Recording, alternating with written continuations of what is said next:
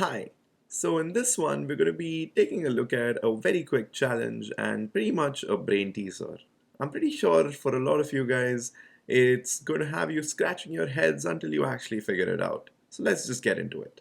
Now, what I've done is I've created a new file or a new project in Python, and I've called it swapint or swapint. In this case, the challenge here is to create two variables, that is a and b. A should be equal to 10 and b should be equal to 20. And then what we want to do is we want to swap the values of a and b, the variables a and b, such that a takes up the value of b and b takes up the value of a. That is, a becomes 20 and b becomes 10. So first off, let's just create the variables, right? So a is equal to 10 and b equals 20. Now what I'm going to do here is I'm going to wait for you guys to take up the challenge and try to do this on your own. A quick hint on this one is you can create a new variable c and then use it as an intermediate variable or a temporary variable to be able to swap these values. And one more thing, you're obviously not allowed to do this, so you can't just make a equal to 20 and b is equal to 10. I hope that's like a basic expectation. So let's just stick to the challenge and do it quickly, and I'm giving you guys some time to actually do it by yourself. Until then, I'll just wait. All right. So I guess you guys must have done it, and if you were not able to do it, don't worry about it. This is a trick question, but it is pretty simple to do. So the first thing that you want to do is there's two methods, right? So the first one is with an extra or temporary variable. So to do so in this, I'm just going to create a variable called c, which is going to be a temporary variable. And I'm going to name it 0. Now, what I'm going to do is first off, I'm going to store the value of a in c. So I'm going to write c equals a.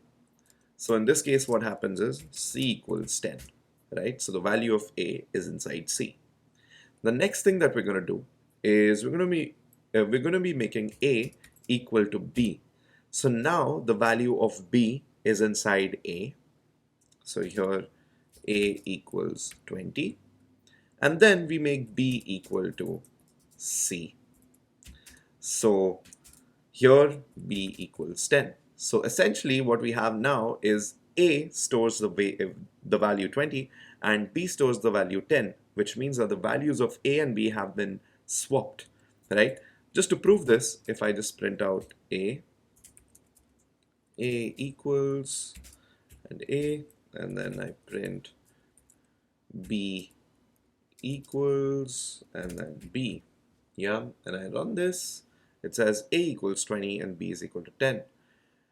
Just for some more proof, if we have these print statements here, and I'll also print like a separation between these two outputs, so a star multiplied by 20, right? So these are the previous values and these are the new values.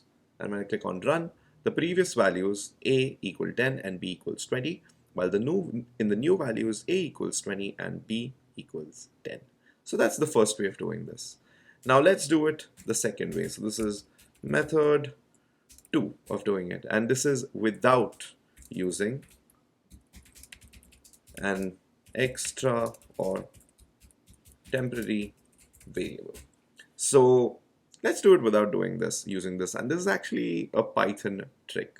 So if a is equal to 10 and b equals 20, right?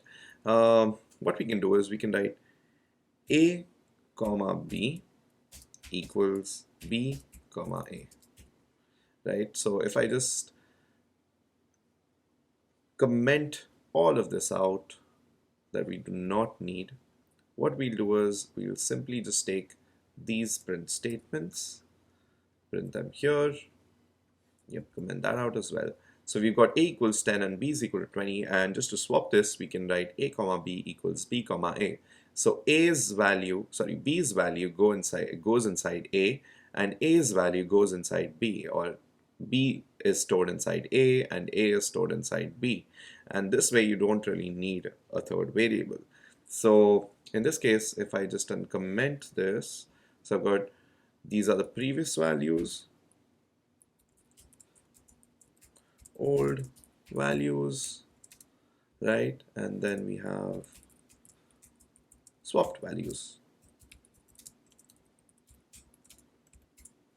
and we'll print A and B again here, but we'll have to swap it first and then we write the swapped values, right? So when I click on run, it says old values A is 10, B is 20, and swapped values A is 20 and B is 10. This was a very quick brain teaser. It's just a quick and a short Python trick that I thought that you guys would like to know. Anyways, let me know what you thought about this, and if you have any questions about this, let me know in the comments and I'll always get back to you. Until then, you can always find things like this to do with Python and have fun while you actually learn how to code. So make sure you're digging deeper into it and having fun. So I'll see you in the next one.